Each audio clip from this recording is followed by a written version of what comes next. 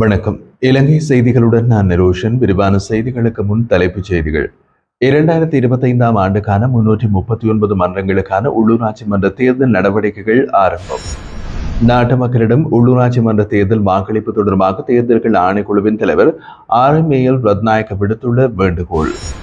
பிரதமர் ஹரணி அமரசூரிய தேர்தல் சட்டங்களை மீறியதாக எழுந்த புகாரை விசாரிக்க தேர்தல்கள் ஆணையத்திடம் பெப்ரல் அமைப்பு கோரிக்கை. ஆளும் கட்சியினருக்கு ஒரு இடத்தில் எவ்வாறு நடந்து கொள்ள வேண்டும் என்பது கூட தெரியவில்லை என்று பேராசிரியர் நிர்மல் ரஞ்சித் தேவ்ஸ்ரீ கடுமையாக விமர்சனம். தொடர்வது விரிவான செய்திகள். 2025ஆம் ஆண்டுக்கான 339 உள்ளூராட்சி மன்ற தேர்தல் பிரிவுகளுக்கான தேர்தல்கள் இன்று ஆரம்பமாகியுள்ளன. இன்று காலை 7 மணி முதல் மாலை 4 மணி வரை வாக்களிப்பு நடைபெறும் என்றும் இந்த தேர்தல்கள் 13,759 வாக்களிப்பு நிலையங்களில் நடைபெறுவதாகவும் தேர்தல்கள் திணைக்களம் தெரிவித்துள்ளது. மேலும் வாக்குகள் எண்ணும் பணிகள் 5,783 வாக்கு எண்ணும் நிலையங்களில் மேற்கொள்ளப்படும் என்றும் அறிவிக்கப்பட்டுள்ளது. இந்த நிலையில் முன்னைய தேர்தல்கள் போன்று இன்றைய உள்ளூராட்சி மன்ற தேர்தலில் தபால் வாக்குகள் தனியாக எண்ணப்பட மாட்டாது என்று அறிவிக்கப்பட்டுள்ளது. அதற்கு பதிலாக வாக்குப்பட்டிகளுடன் சேர்த்து அந்தந்த வாக்குச்சாவடிகளுக்கான தபால் வாக்குகளும் வாக்குச்சாவடி பொறுப்பதிகாரிகளிடம் ஒப்படைக்கப்பட்டுள்ளது. அதன் காரணமாக ஒவ்வொரு உள்ளூராட்சி மன்றத்திற்குமான மொத்த வாக்குகளின் எண்ணிக்கையே இம்முறை அறிவிக்கப்பட உள்ளது. இது 2018ஆம் ஆண்டு உள்ளூராட்சி தேர்தலுக்கு பிறகு நடைபெறும் முதலாவது தேர்தலாகும்.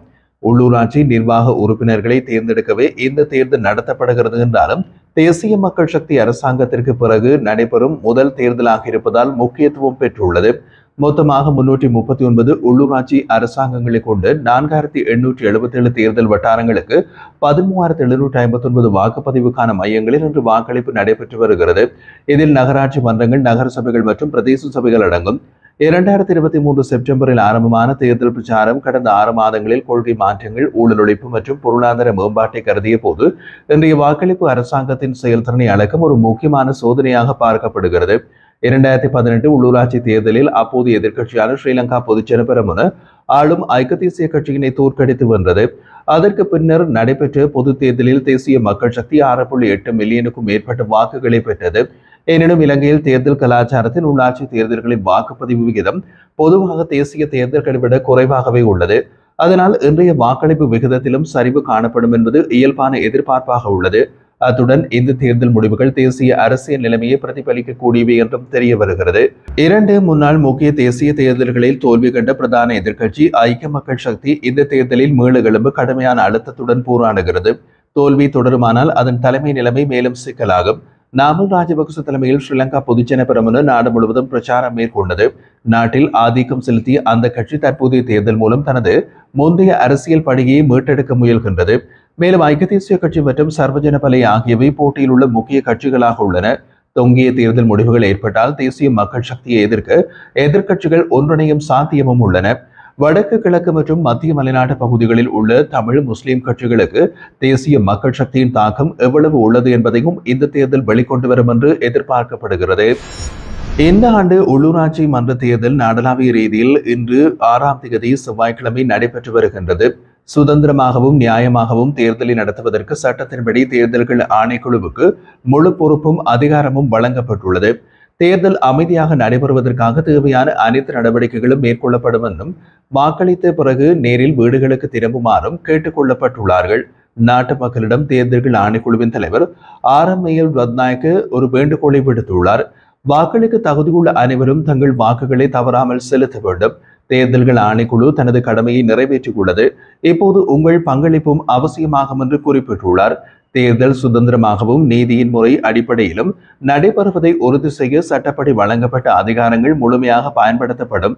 வாக்களித்த பிறகு அமைதியுடன் வீடுகளுக்கு செல்லுமாறும் மக்களிடம் அவர் மீண்டும் கேட்டுக்கொண்டார்.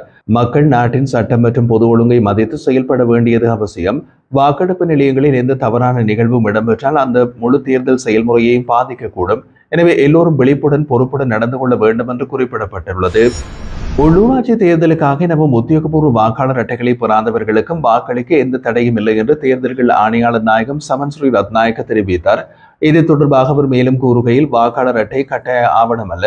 எனவே வாக்காளர் அட்டை இல்லாமல் வந்தாலும் வாக்களிக்க முடியாது என்ற நிலைமை இல்லை.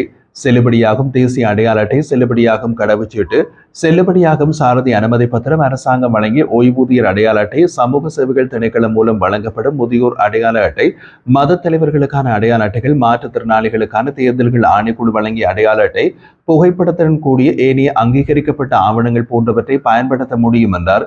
அத்துடன் மேலே குறிப்பிடப்பட்ட எந்த ஆவணமும் இல்லாதவர்களுக்கு தேர்தல்கள் அலுவலகம் வழியாக தற்காலிக அடையாள அட்டைகள் வழங்கப்பட்டுள்ளன. அவற்றை பயன்படுத்தியும் வாக்களிக்க முடியும் என்று அவர் உறுதிப்படுத்தியுள்ளார். 339 உள்ளூராட்சி மன்றங்களுக்காக 2287 உறுப்பினர்களை தெரிவு செய்வதற்கான வாக்கெடுப்பு இன்று காலை 7 மணிக்கு ஆரம்பமாக இடம்பெற்று வருகிறது.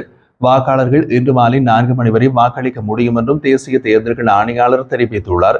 இதன்படி காலை 9 மணி வரையான காலப்பகுதியில் சில தேர்தல் மாவட்டங்களில் அளிக்கப்பட்ட வாக்குகளின் சதவிகிதம் வெளியாகியுள்ளது.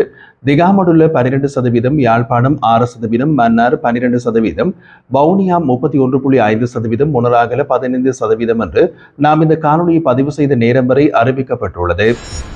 இலங்கையின் முக்கிய தேர்தல் கண்காணிப்பு அமைப்பான சுதந்திரமான மற்றும் நியாயமான தேர்தலுக்கான மக்கள் நடவடிக்கை பிரதமர் ஹரணி அமரசூரிய தேர்தல் சட்டங்களை மீறியதாக எழுந்த புகாரை விசாரிக்க தேர்தல் ஆணையத்திடம் கோரிக்கை விடுத்துள்ளது. இது தொடர்பாக தேர்தல் ஆணைய தலைவர் RML ரத்நாயக்கவுக்கு பெப்ரல் அமைப்பின் நிர்வாக இயக்குநர் ரோஹன ஹெட்டியாராச்சி கடிதம் ஒன்றை அனுப்பியுள்ளார். அந்த கடிதத்தில் கூறப்பட்டுள்ளதாவது, பிரதமர் ஹரணி அமரசூரிய கடந்த 3ஆம் தேதி அன்று அமைதியான காலம் ஆரம்பிக்கப்பட்ட பிறகு கூட தனது கட்சியின் ஆதரவாளர்களை பிரச்சார நடவடிக்கைகளில் ஈடுபட ஊக்குவிப்பதாக கருதக்கூடிய ஒரு கருத்தினை வெளியிட்டுள்ளார். இந்த வகை செயல் அவரது ஆதரவாளர்களை தேர்தல் சட்டங்களை மீற ஊக்குவிப்பதோடு அவரே நேரடியாக சட்டத்தை மீறியதற்கும் சாட்சியாகும் என்று கடிதத்தில் குறிப்பிடப்பட்டுள்ளது. பெப்ரல் இதனை குறித்து விரைவில் நடவடிக்கை எடுக்க வேண்டும் என்றும் தேர்தல் ஆணையத்திடம் வலியுறுத்தியுள்ளது. யாழ் மாவட்டத்தில் உள்ளூர் அதிகார சபைகள் தேர்தலுக்கான வாக்களிப்பானது இன்றைய தினம் செவ்வாய்க்கிழமை காலை 7 மணிக்கு ஆரம்பிக்கப்பட்டு சுமூகமாக நடைபெற்று வருவதாக தகவல்கள் வெளியாகியுள்ளது. யாழ்ப்பாணத்தில் ஒரு மாநகர சபை, 3 நகர சபைகள் மற்றும் 13 பிரதேச சபைகள் என்ற கட்டமைப்பில் 17 உள்ளூராட்சி அதிகார சபைகளுக்கான தேர்தல்கள் நடைபெற்றுக் கொண்டுள்ளன.